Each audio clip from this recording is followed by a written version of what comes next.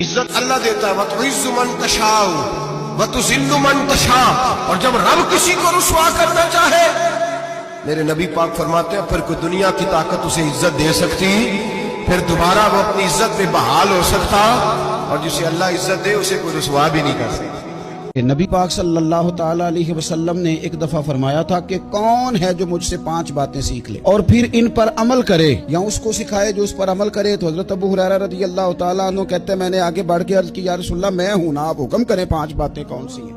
اللہ کے پیارے رسول صلی اللہ تعالیٰ علیہ وسلم نے فرمایا اللہ تعالیٰ کی حرام کردہ چیزوں سے بچ جاؤ، سب سے بڑے عبادت گزار بن جاؤ گے۔ پھر نبی پاک صلی اللہ تعالیٰ علیہ وسلم نے دوسری بات ارشاد فرمائی، فرمایا اللہ تعالیٰ کی تقسیم پہ راضی ہو جاؤ، سب سے بڑے غنی بن جاؤ گے۔ پھر حضور نے تیسری بات ارشاد فرمائی، فرمایا اپنے پڑوسی سے حسن سلوک کرو، مومن بن جاؤ گے۔ چوتھی بات ارشاد فرمائی، فرمایا لوگوں کے لیے بھی وہی پسند کرو جو اپنے لیے پسند کرتے ہو تو بہترین مسلمان بن جاؤ گے۔ پھر حضور سید عالم صلی اللہ تعالیٰ علیہ وسلم نے 5ویں اور آخری بات ارشاد فرمائی، فرمایا زیادہ ہنسا نہ کرو، زیادہ ہنسنے سے دل مردہ ہو جاتا ہے۔ حضور نے ارشاد فرمایا اے عمر، اگر مجھے لوگوں کے سست ہو جانے کا ڈر نہ ہو تو میں تمہیں یہ بات کہوں کہ اس خبر کو جا کے گلی بازاروں میں بتا دو اور 4 اشخاص کی جنت کی گواہی دے دو کہ انہیں جنت میں جانے سے کوئی شے نہیں روک سکتی۔ عرض کی حضور کون کون؟ فرمایا ایک وہ عورت جس نے اپنی ساری محبتیں اپنے خامد پہ نچھاور کر دیں اور وہ اس حال میں مری کہ اس کا خامد اس پہ راضی تھا۔ دوسرا وہ شخص جس کے بچے زیادہ ہیں، ذرائع آمدنی تھوڑے ہیں، لیکن اس نے اپنے بچوں کے پیٹ میں حرام کا لقمہ نہیں جانے دیا۔ تیسرا حضور نے فرمایا وہ شخص جو اپنے والدین کے ساتھ حسن سلوک کرے، اور چوتھا وہ شخص کہ جس نے ایسی سچی توبہ کی کہ گناہوں کی طرف پلٹنا اس کے لیے اتنا مشکل تھا جس طرح جانور کے تھن سے نکلا ہوا دودھ واپس نہیں جا سکتا۔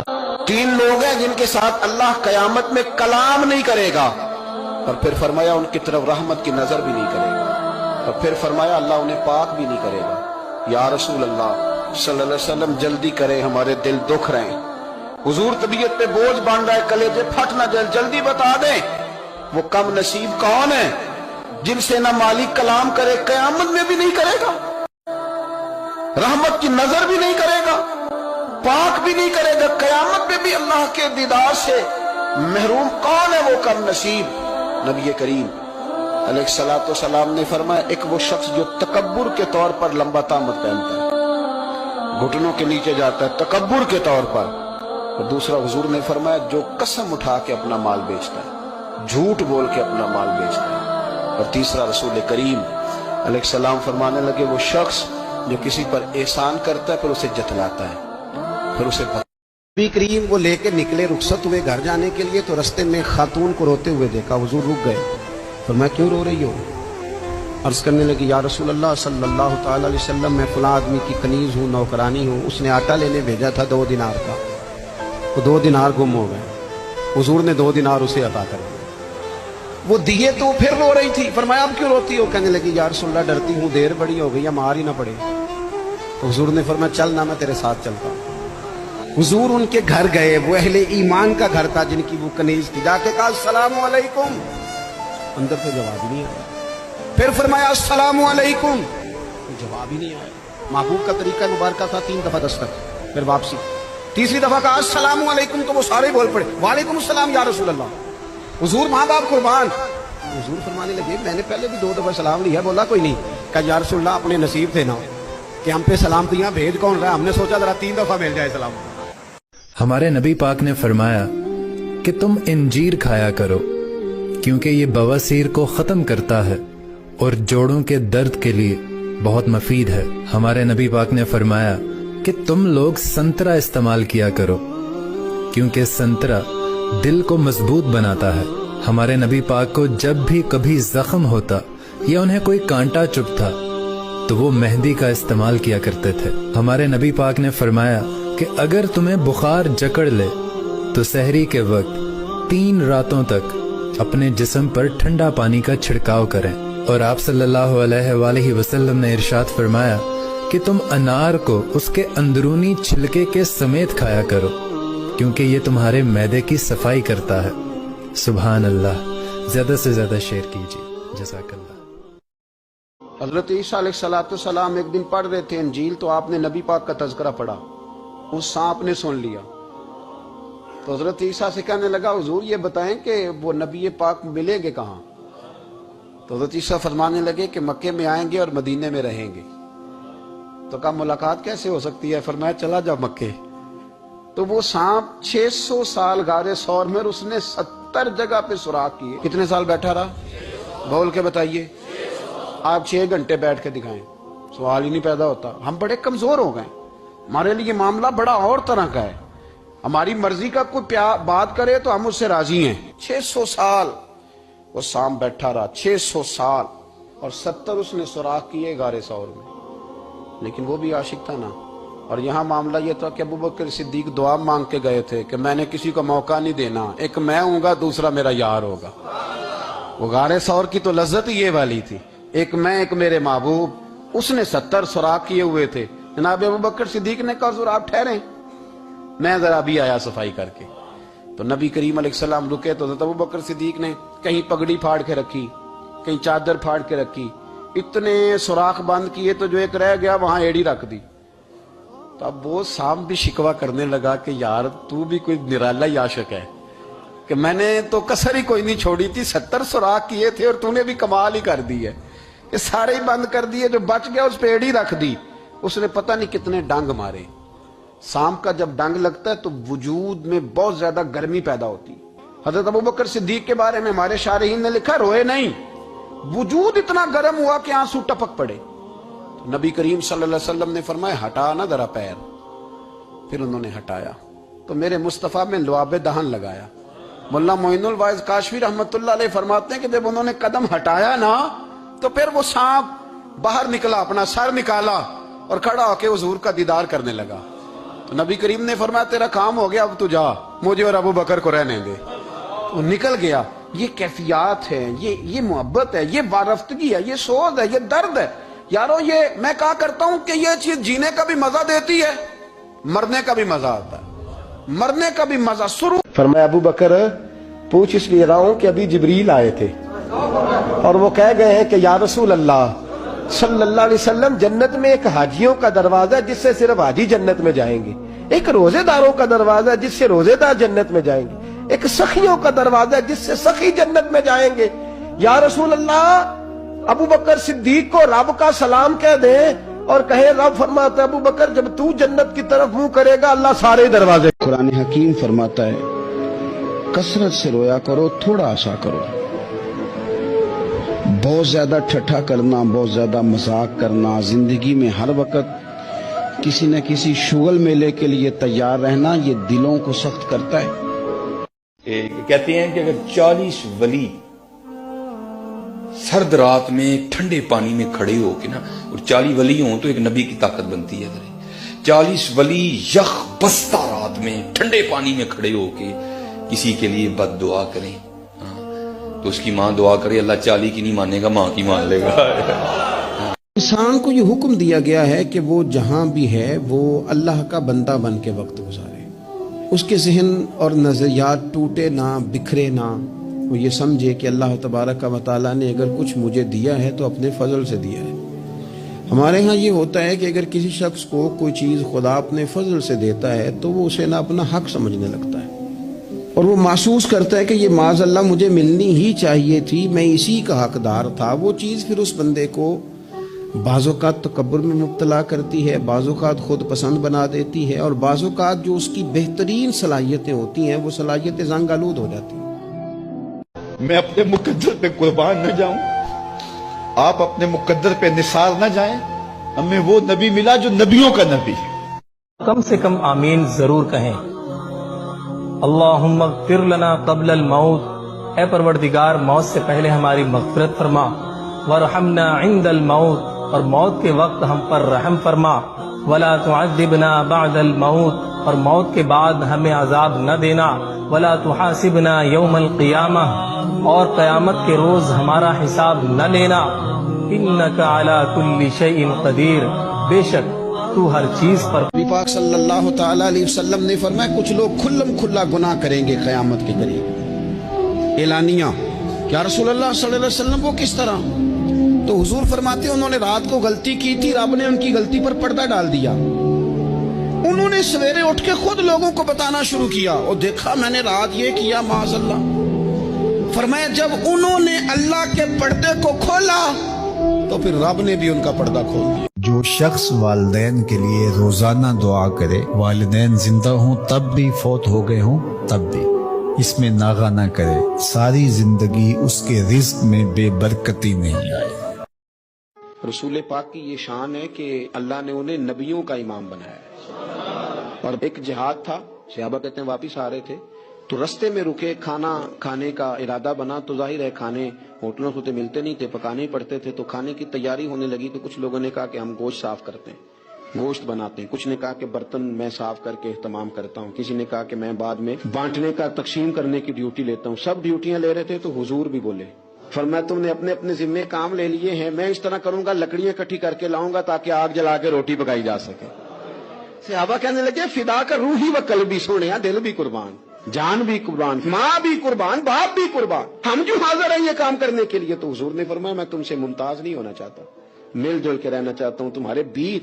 आप जब लोगों के बीच वक्त गुजारते हैं तो तभी तो उनके दुख सुख का आपको पता चलता है। और जब आप अपना लेवल हाई करके ऊपर उठ जाते हैं तो फिर आपको कैसे पता चलेगा कि आम आदमी किस तकलीफ में मुब्तला। यहूदी जो थे ना वो सहरी नहीं करते थे, सहरी का नामो निशान नहीं था, रोजा रखते सहरी नहीं करते। तो नबी पाक सल्लल्लाहु ताला अलैहि वसल्लम ने फरमाया हमारे और यहूदियों के दरमियान फर्क ही सहरी का है। और नबी पाक सल्लल्लाहु ताला अलैहि वसल्लम ने फरमाया सहरी खाया करो, सहरी खाने में बरकत है। और अगली बात सुननी है आपने तो खुश हो जाना है, सहरी को मामूली ना समझे, सहरी करना इबादत है। हाँ, आप मत समझे कि मैं रोटी खा रहा हूं, ये तो मेरे सामने दही रखा हुआ है, ये तो सालन रखा हुआ है, ये तो अचार रखा है, तो चपातियां रखी हैं। सहरी खाना इबादत है। आप सुबह उठे, आपकी तो रूटीन ही और थी, तो 7 बजे खाते थे, 9 बजे खाते थे। ये जो आप सुबह खा रहे हैं उठ के सहरी में, अपनी मर्जी से थोड़ी खा रहे हैं, ये तो किसी के कहने से खा रहे हैं, ये तो किसी के बिठाए बैठे हैं। ये जो सहरी का लंगर है ये रब रसूल की रहमत के साथ अता होता है, ये करम है, ये अल्लाह रसूल के बिठाए बैठे। क्या मेरे रसूल पाक सल्लल्लाहु ताला अलैहि वसल्लम ने बात खोली है, तरगीब व तरहीब में हदीस है। अल्लाह करे ये कभी चस्का लग जाए, ये वाला मजा आ जाए तो फिर तो घर में दस्तरखान नहीं बिछा हुआ होगा, फिर तो रंग ही कोई और होगा। हुजूर फरमाते अल्लाह ताला और उसके फरिश्ते सहरी खाने वालों पर रहमतों का नुज़ूल फरमाते हैं। खाई रोटी जा रही है, पका हुआ खाना है, लेकिन हुजूर फरमाते हैं रब भी रहमतें फरमा रहा है और अल्लाह के हुक्म से फरिश्ते भी रहमतों का नुज़ूल कर रहे हैं। वो इंतहाई इश्क थी या नूरे बेहिसाब था। मैं कैद बंदे वक्त से आज़ाद उस सदी में था, वो दौरे मुस्तफ़ा था, मैं मदीना नबी में था।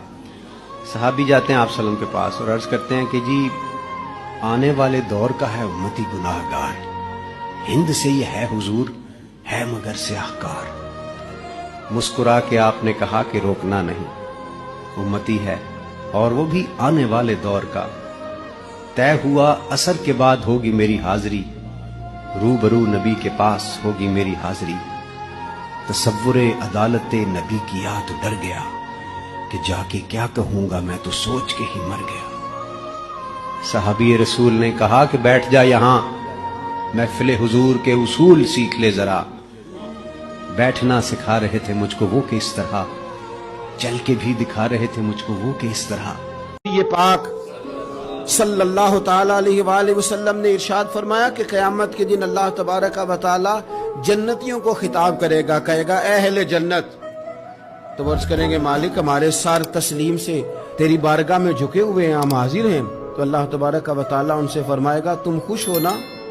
रब फरमा रहा, खुदा बंदे से खुद पूछे बता तेरी रजा क्या है। तो अर्ज करेंगे मालिक हम बड़े खुश हैं, इसलिए कि जो तूने हमें दिया है हमें तो लगता है वो किसी को भी नहीं दिया। अल्लाह फरमाएगा एक नेमत और तुम्हें देने लगा हूं, एक नेमत तुम्हें और मिलने लगी है। सही बुखारी सही मुस्लिम की हदीस है, تو عرض کریں گے یا اللہ اب جو تو نے دیا اس سے بہتر اور کیا ہو سکتا ہے, ہر چیز تو ہمیں مل گئی. تو رب فرماتا ہے اب میں نہ تمہیں اپنی رضا دینے لگا ہوں, اب میں کبھی تم سے ناراض نہیں ہوں گا. یہ وہ نعمت ہے جو جنت سے بھی بڑی ہے. میرے رسول کریم صلی اللہ علیہ وسلم کی بارگاہ میں صحابی نے آ کے عرض کی, یا رسول اللہ میں بڑی اچھے طریقے سے وضو کرتا ہوں, ٹائم نکال کے مسجد آتا ہوں, حضور میں پابندی سے پڑھنے کی کوشش کرتا ہوں, لیکن اے معصوم آمنہ یا رسول اللہ میرا نماز میں دل نہیں لگتا, حضور میری طبیعت نہیں جمتی, میرا دوڑ جانے کو دل کرتا ہے, کوئی نسخہ بتلائیے. محبوب نے فرمایا تو اپنی نظر کو پاک کر لے, تیرے نبی کا وعدہ ہے تیرا نماز میں دل لگنا شروع ہو جائے گا. اپنی نظر میں پاکیزگی پیدا. اللہ کے پیارے حبیب علیہ الصلوۃ والسلام نے فرمایا جس بندے کے والدین یا دونوں میں سے کوئی ایک انتقال کر جائے اور وہ معاذ اللہ ان کا نافرمان ہو, تو فرمایا پھر ان کے لیے دعا کرتا رہے, استغفار کرتا رہے, کرتا رہے, کرتا رہے, کرتا رہے, امید ہے اللہ اسے نیکوکاروں میں لکھ دے گا, وہ فرما برداروں میں آ جائے گا. شرط یہ ہے کہ وہ ان کے لیے استغفار کرے, دعائے مغفرت کرے. اب ان کے لیے وہ اب ہی شروع کر دے ان کو یاد کرنا, اب ہی اس مقام پر آ جائے, اب ہی کچھ سوچ لے, تو اللہ تعالیٰ کی بارگاہ سے کرم کی امید ہے کہ اللہ اس نے جو زندگی میں اس سے غلطیاں ہو گئی رب اس کی ان غلطیوں کو معاف کر دے گا. روز آپ کے زخم دکھانے سے کوئی بھی آپ کا زخم نہیں بھرے گا, بلکہ میں نے تو یہ دیکھا ہے اپنی زندگی میں کہ اچھا بھلے تعلقات چل رہے ہوتے ہیں, آپ کو ذرا ضرورت پڑ جائے تو سامنے والا آنکھیں پھیر لیتا ہے, اسی وقت اس کا ماحول اور اس کے حالات خراب ہو جاتے ہیں.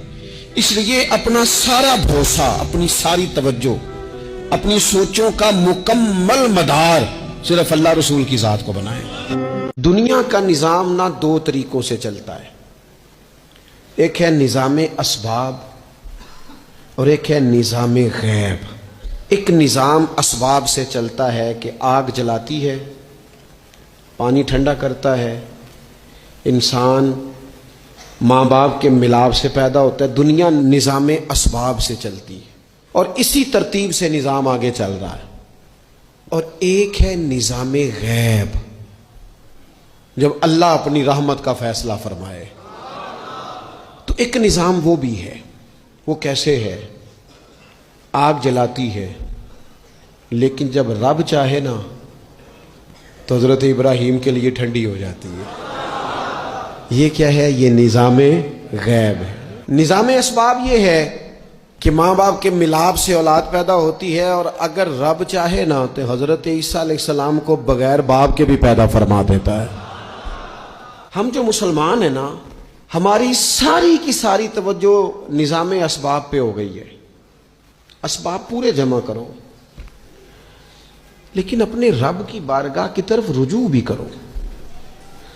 کئی دفعہ نا اسباب سارے بندے کے ہاتھ سے چھوٹ جاتے ہیں, پھر اسے ضرورت ہوتی ہے دست غیب کی, اللہ اس کی مدد کرے. جو آیہ کریمہ میں نے قرآن مجید کی پڑھی ہے اس میں اللہ کریم نے فرمایا یا ایھا الذین آمنوا توبوا الی اللہ توبۃ نصوحا, اے ایمان والو اپنے رب کی طرف رجوع کرو, اپنے رب کی بارگاہ میں توبہ کرو, پر توبہ سچی کرنا. رجوع الی اللہ کرو, اللہ کی طرف رجوع کرو. بعض اوقات سارے نظام ختم ہو جاتے ہیں, نظام اسباب, اس وقت ضرورت ہوتی ہے رجوع الی اللہ کی کہ نظام غیب آئے. حضرت سارہ رضی اللہ تعالی عنہا جو جناب ابراہیم علیہ السلام کی اہلیہ ہیں, آپ ایک رستے سے گزر رہی تھیں, حضرت ابراہیم علیہ السلام آپ کے ساتھ تھے. تو جس رستے آپ تشریف لے جا رہے تھے اس رستے میں بادشاہ بڑا ظالم تھا. وہ معاذ اللہ تعالیٰ ثم معاذ اللہ عورتوں کو گرفتار کر لیتا اور اپنی بدباطنی کا ثبوت دیتا. وہاں سے جناب سارہ گزری. مسند امام احمد بن حنبل سے یہ حوالہ عرض کر رہا ہوں. حضرت سارہ کو اس نے گرفتار کر لیا. جب وہ جناب سارہ کی طرف بڑھنے لگا تو اب وہ جتنے اسباب تھے نا اس وقت کے وہ سارے اختیار کیے گئے, لیکن اس بادشاہ سے جان نہیں چھوٹی. جب وہ بڑھنے لگا تو جناب سارہ نے پھر رب کریم کی طرف رجوع کیا. मुसल्ले पे बैठ गई, कहने लगी मालिक अब तू ही करम फरमाने वाला है। आपने इस दर्द से दुआ फरमाई कि वो बादशाह जमीन पर बेहोश होकर गिरा और तड़पने लगा, करीब था कि वो मर जाए। तो हज़रत सारा फिर मुसल्ले पे बैठी और अपने मालिक की बारगाह में अर्ज करने लगी, मालिक अगर ये मर गया तो मुझ पे इल्ज़ाम आएगा कि मैंने मारा है, इसे मारना बेहोश ही फरमा। वो बेहोश हो गया, थोड़ी देर के बाद होश आया तो फिर आपकी तरफ बढ़ने लगा, तो आपने फिर अल्लाह की जानिब रुजू किया। जब दोबारा रब करीम की जानिब रुजू किया तो फिर वो बेहोश हुआ। कई दफा वो कोशिश करता, लेकिन आप जब अपने मालिक की बारगाह में हाथ उठाती तो बेहोश होकर गिर पड़ता। बिलाखिर आपसे माफी भी मांगी, आपको आजाद भी किया। एक वक्त ऐसा आता है जब सारे असबाब जवाब दे जाते हैं। हम मुसलमान मुल्क में रहते हैं, कुछ बातें बड़ी खूब हैं। मैंने देखा है कि डॉक्टर जब समझ आता है ना कि रिपोर्ट्स, अद्वियात, टेस्ट अब इस नतीजे पे पहुंच गए हैं कि शायद ये मरीज बचेगा ना, तो चूंकि मुसलमान मुल्क है तो मेरे वतन के डॉक्टर एक खूबसूरत जुमला बोलते हैं, मुझे बड़ा पसंद है। वो ये नहीं कहते अब कुछ नहीं हो सकता, वो कहते हैं आप दुआ करें। क्या मतलब कि अब रुजू इल्लाह का वक्त आ गया है। हमारे पास जो शऊर था, इल्म था, वो हमने खर्च कर दिया। अब टाइम है कि रुजू इल्लाह करें, आप अल्लाह की बारगाह। ये बड़ा खूबसूरत जुमला है, अच्छी बातों का भी तो जिक्र करना चाहिए ना। ये खूबसूरत जुमला है कि आप दुआ करें। एक वक्त आता है जब दुआ की जरूरत होती है, दस्ते गैब की जरूरत होती है। नबी पाक अलैहिस्सलाम 313 को लेकर जब मैदान में आए थे तो जाहिरी असबाब तो ये थे कि 1000 से मुकाबला कैसे होगा। तो फिर मेरे करीम ने पता क्या किया, हुजूर ने फिर रब करीम की तरफ रुजू फरमाया और फिर अल्लाह की मदद फरिश्तों की सूरत में आई। ओ मेरे दोस्तों, उम्मत को जरूरत है इस वक्त दस्ते गैब की। पाकिस्तान कभी ना बनता अगर अल्लाह ताला की गैबी ताकतें मदद ना फरमाती। पाकिस्तान कभी ना बचेगा अगर खुदा की मदद शामिल हाल ना होगी। हमें इज्तिमाई तौर पर रुजू इल्लाह करना है। हमारे जितनी इनफरादी मुश्किलात हैं, हम किसी तकलीफ में, तुम्हें पता है लोग थके थके क्यों होते हैं? तुम्हें पता है सुस्त सुस्त क्यों होते हैं? तो इमाम जाफर सादिक रदी अल्लाह तआला अन्हु फरमाने लगे, रब करीम ने ना दुनिया को हुक्म दिया है, अल्लाह ने दुनिया को हुक्म दिया है। रब फरमाता है जो मेरी इबादत करे ना ऐ दुनिया तो उसकी गुलाम बन जा, और अल्लाह फरमाता है जो तेरी खिदमत करे, दुनिया के पीछे पीछे भागे, अल्लाह फरमाता है दुनिया उसे तू थका दे। हजरत ईसा अलैहिस्सलाम एक दिन पढ़ रहे थे इंजील, तो आपने नबी पाक का तज़किरा पढ़ा, उस सांप ने सुन लिया। तो हजरत ईसा से कहने लगा, हुजूर ये बताएं कि वो नबी पाक मिलेंगे कहाँ? तो हजरत ईसा फरमाने लगे कि मक्के में आएंगे और मदीने में रहेंगे। तो कहा मुलाकात कैसे हो सकती है? फरमाया चला जा मक्के। तो वो सांप 600 साल गारे सौर में, उसने 70 जगह पे सुराख किए। कितने साल बैठा रहा? बोल के बताइए। आप 6 घंटे बैठ के दिखाएं, सवाल ही नहीं पैदा होता। हम बड़े कमजोर हो गए, हमारे लिए मामला बड़ा और तरह का है। हमारी मर्जी का कोई बात करे तो हम उससे राजी हैं। 600 साल वो सांप बैठा रहा, 600 साल, और 70 उसने सुराख किए गारे सौर में, लेकिन वो भी आशिक था ना। और यहाँ मामला ये था कि अबू बकर सिद्दीक दुआ मांग के गए थे कि मैंने किसी को मौका नहीं देना, एक मैं हूंगा दूसरा मेरा यार होगा।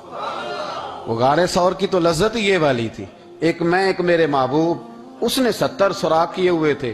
जनाब अबू बकर सिद्दीक ने कहा हुजूर आप ठहरें, मैं जरा अभी आया सफाई करके। तो नबी करीम अलैहिस्सलाम रुके तो अबू बकर सिद्दीक ने कहीं पगड़ी फाड़ के रखी, कहीं चादर फाड़ के रखी, इतने सुराख बंद किए तो जो एक रह गया वहां एड़ी रख दी।